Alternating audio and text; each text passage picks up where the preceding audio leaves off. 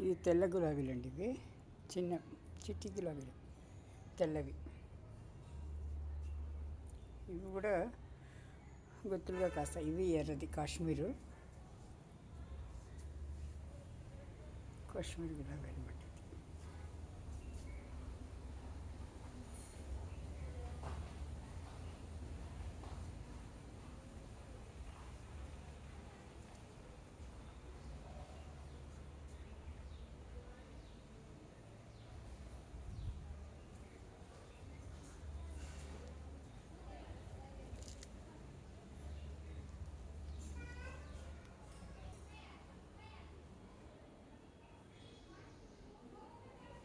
నమస్తే.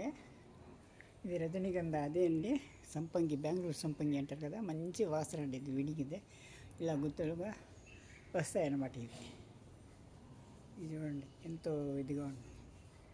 కొన్ని అయితే అక్కడక్కడ కాడలు వస్తాయి, ఒక కప్పు వస్తుంది. ఇవైతే గుత్తులుగా పెరుగుతాయి.